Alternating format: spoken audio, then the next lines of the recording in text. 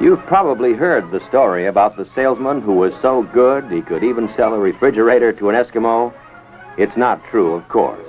Eskimos don't need refrigerators. They have nature's own way of keeping their food cold. But in warmer climates, refrigeration is part of our daily lives.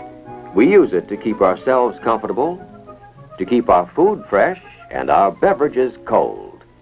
You might say that a refrigerator works by taking heat from the inside of the box and getting rid of it on the outside.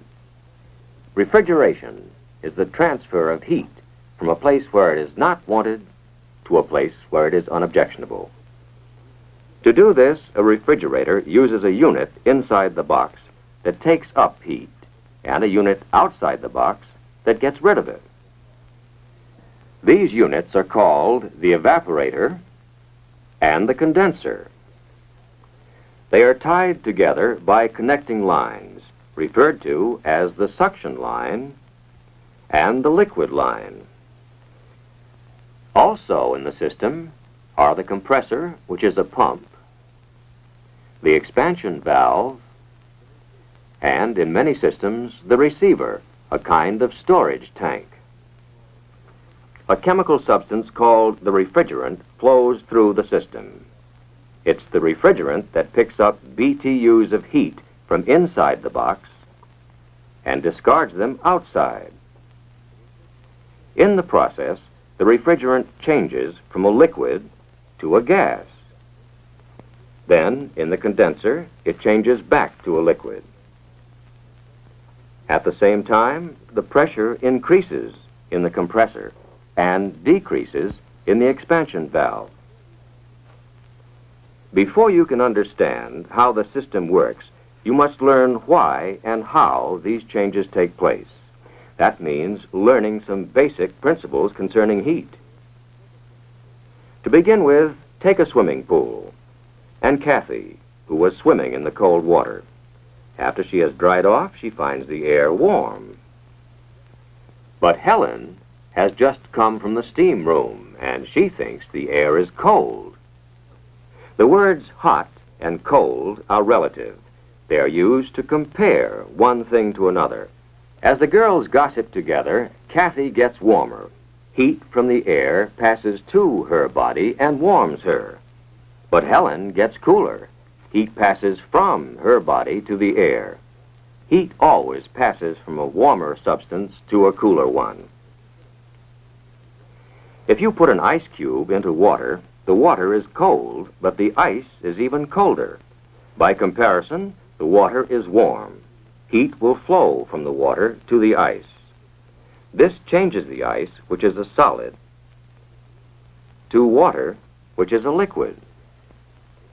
If you heat the water, it turns into a vapor.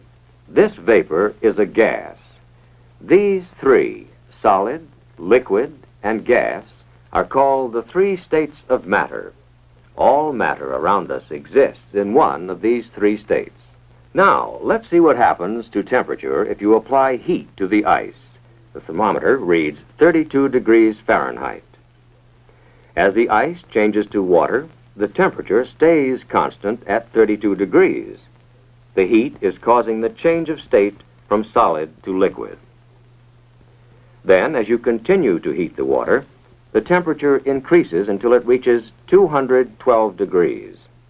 The water starts to boil. The temperature remains at 212 degrees. Heat from the flame is now being used not for a change of temperature, but for the change of state.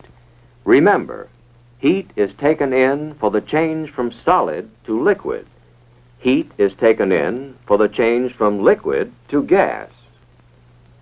Now, a change of state is always accompanied by a gain or loss of heat.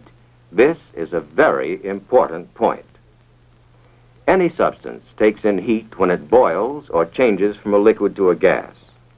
And any substance gives off heat when it condenses or changes from a gas to a liquid. Here's a container filled with gas. We add a thermometer to measure the temperature of the gas and a pressure gauge to measure its pressure. What happens if you push in on the piston? Answer: the pressure increases and the temperature increases. Now let the piston out. The pressure goes down and the temperature goes down. The rule is, when a gas is compressed, the pressure goes up and the temperature goes up. When a gas is allowed to expand, the pressure goes down and the temperature goes down. It's true for any gas. Now let's see how a refrigerator works. We'll begin at the receiver, where the excess refrigerant is stored. It is in the liquid state and under high pressure. The high pressure forces the refrigerant through the liquid line to the expansion valve. This valve causes a pressure drop.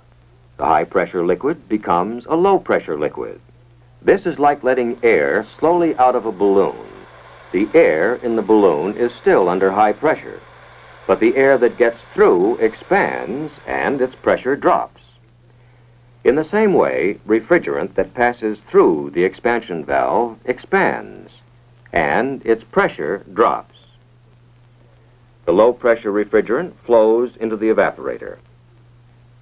Now, if any of the food in the box is warmer than the refrigerant, heat will flow from the food to the evaporator. So, in the evaporator, the refrigerant takes in heat and begins to boil. Remember, any substance takes in heat when it changes from a liquid to a gas. The gas is sucked through the connecting line into the compressor. As the piston moves down, the suction valve opens. The gas is sucked into the compressor.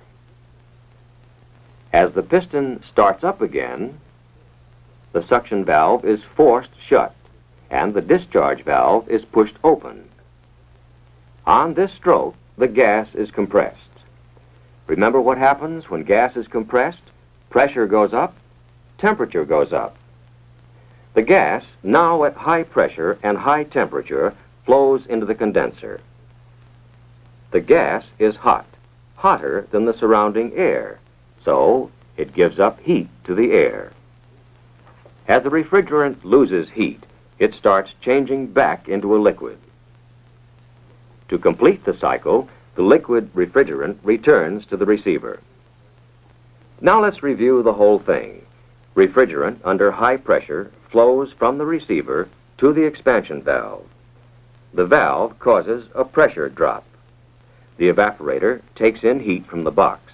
If anything in the box is hotter than the refrigerant, it gives up its heat to the refrigerant. As the refrigerant takes in heat, it changes from a liquid to a gas.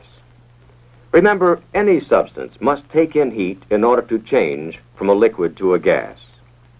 The compressor sucks the vapor out of the evaporator and compresses it. This increases the pressure and temperature. The vapor is now hotter than the surrounding air. So, in the condenser, heat is given off to the air.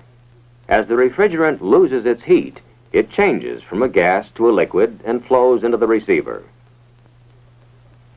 Now let's consider some additional points that many refrigeration students have trouble understanding. In the evaporator, the temperature may be very low, perhaps 21 degrees below zero, and yet the refrigerant is boiling. How can anything boil at such a low temperature?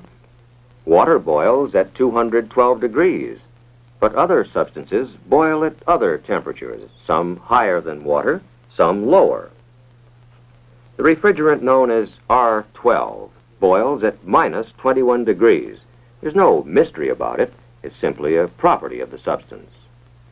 The refrigerant in the suction line is carrying all the heat it picked up in the box, but its temperature is only about 5 degrees above zero.